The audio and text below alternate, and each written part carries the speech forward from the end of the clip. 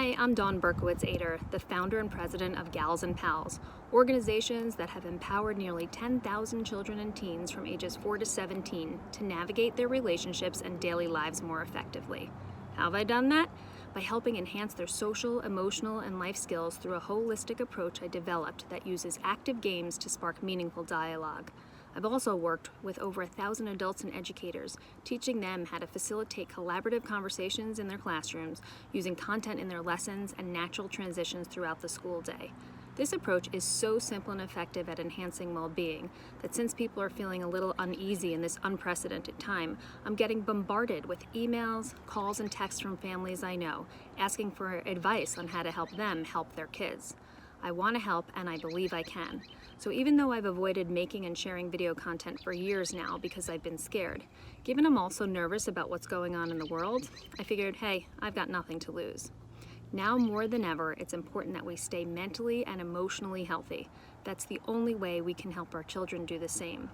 As parents, all of what we think and do trickles down to our children, regardless of whether we explicitly tell them what's going on, how we're feeling, or even what to do. First, you have to think about what you want to share with your children, how much or how little, how to share it, and when. This differs for every family and not only depends on your child's age, but also on their temperament. You know your child best. Remember though, our children have access to information 24/7, and not everything they see and hear is true, although they often believe it is. This makes things even more challenging. But it's also why it's imperative that we have conversations with our children about what's going on instead of choosing to avoid talking about it altogether. Through difficult times like these, open dialogue with your children enables you to be by their side, unpacking this scary world with them, and enables you to explore and express your emotions together. My goal during these changing times is to start by helping you manage your own emotions so you can then help your children do the same. Today I'm going to start by sharing some strategies along with some game ideas. Since this is my first video that sets up the strategy, it's likely to be a bit longer than the ones that will follow, but I encourage you to stay with me because there's a lot of valuable information. First and foremost, explore your own emotions. How are you feeling about things right now? Be honest. Remember, there's no wrong feeling. You can have several emotions at the same time, even ones that contradict each other. Then take some time and sit with those emotions.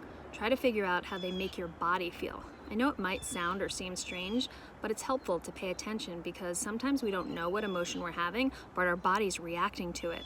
And if we listen to it, it can be a sign. I've been working on this for years now, and I'm surprised at how I can actually recognize the physical and mental effects of my emotions, and thanks to my children who often pointed out. Right now, you might be thinking that it would be better to focus on the positive or keep busy to take your mind off what's really going on. But take it from me, don't do it. Until I was 40, I was a pro at not feeling my emotions. And while that might seem amazing, I can tell you firsthand that it all comes bubbling back up at some point. And when those floodgates open, you better set aside time, tissues, and even money for therapy. So if that doesn't sell you on focusing on feeling your emotions, think about your children.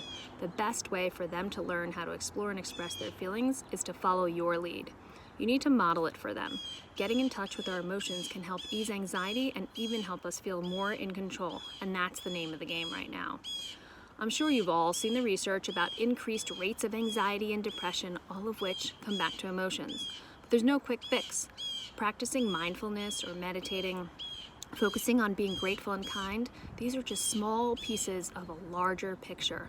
And that big picture is all emotional intelligence. I'm not saying that it's not good to practice mindfulness or gratitude, but in order to truly move the needle, we have to start with developing our emotional skills. All right, so back to you and your emotions. After figuring out your own emotions and allowing yourself to feel them, that's when you can start to help your children. Sometimes the best and easiest way to get them to explore and express their emotions is through games. First game that I'm going to share with you is a simple one. Guess how I'm feeling. You just make faces and use your body to show it. Sad, scared, confused. Get really into it and use big movements and exaggerated facial expressions, and then talk about which one matches your current emotions. It can be a lot of fun. Another game, one that's more active and allows your child to distance themselves from their emotions a bit, which can make things a little bit easier, is to use animals to talk about your emotions. Ask your child to move like a happy dog, an angry bear, a sad gorilla. Better yet, do it with them and it'll be sure to get a laugh. Then ask them to pair an animal with the emotion that they're feeling right now. You'll be amazed at what you see. Kids love to be creative. Next game is one that I learned recently and also gives some distance between explicitly saying what you're feeling. Each person forecasts the weather, which is based on their emotions. For example, if I wake up in a bad mood but I'm hoping to snap out of it and not let it ruin my whole day, I might say, "This morning it's stormy with gray clouds, but the sun's trying to peek through and by afternoon it should be shining bright." This is a really unique and fun one. Here's another active and fun game for the whole family. Play different genres of music, like classical, rock, jazz. And don't just dance and keep the beat. Let the overall mood of the music take over your body so your movements flow with the melody. Afterward, talk about how each song made you feel and which one best fits with the emotions you're feeling right now. Remember, you can have several emotions at one time, so there can be several songs that fit your emotions. The last game is a twist on the popular Simon Says. As Simon, each direction must match your emotions. So if you're angry, it might go something like this. Simon says, "Stomp your feet 3 times. Simon says, "Yell once. Give me 2 air punches." If your kids are teens, you might be thinking that these games are a little childish, but you'd be surprised at how they enjoy letting loose a little, being silly, and creative. I've done all of these games with people of all ages, and trust me, they get into it. After playing games like these, you can dig deeper into your emotions. A good way to start is by sharing how you feel. Again, depending on your child, you may need to tamp it down a bit. Regardless, expressing how you feel, even if it's not the full picture, is better than not sharing at all. Once your children hear that you're angry or sad or scared, insert your negative feeling here. It gives them permission to have those same feelings and know that it's okay and not a bad thing. Oftentimes, they think negative feelings are bad. If and when your child opens up, be sure to validate their feelings. If you're like me and your instinct is to go into problem-solving mode or to try to help them avoid feeling badly, fight the urge. Again, the goal is to give them permission to feel. The best response is mirroring back their thoughts. So if they say something like that they're scared, you could say, "I understand you're scared. I'm here for you and we're going to get through this together." This tells them that they're allowed to feel the way they're feeling. It enables them to recognize that you understand their feelings, and it helps them feel safe because they know you're going to be right there with them.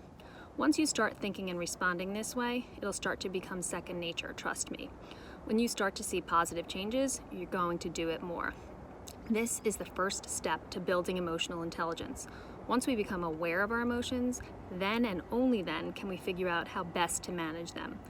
Believe me, I am anxious and angry about all that's happening right now, and I want to punch or kick someone, especially those that are acting irresponsibly or acting crazy beyond nuts.